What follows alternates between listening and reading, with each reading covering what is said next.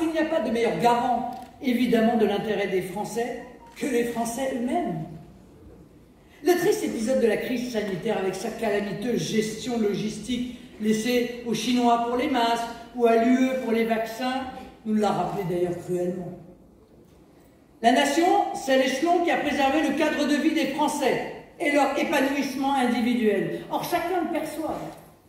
La nation française est aujourd'hui attaquée et, disons-le, menacée de disparition. Ébranlée à la base par le séparatisme, elle est aussi gravement attaquée par le haut, par le mondialisme et son bras armé, l'Union européenne. Je ne répéterai jamais assez. La souveraineté est aux nations ce que la liberté est aux hommes.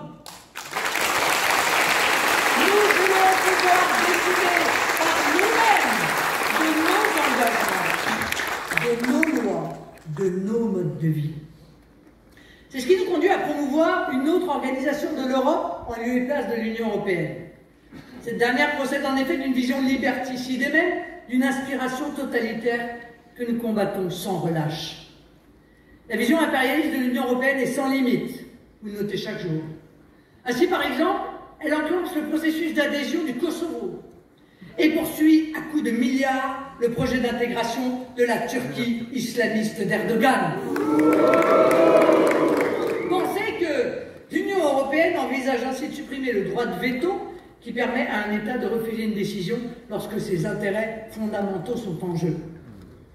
Comment admettre que cette organisation internationale, c'est-à-dire à l'origine une organisation entre les nations, dont le caractère fédéral fait déjà tant de mal à notre pays, puisse évoluer vers un État jacobin centralisé? Le seul avenir viable pour l'Europe, c'est une alliance européenne des nations. Dans ce combat essentiel pour nos libertés, mes chers amis, nous ne sommes pas seuls.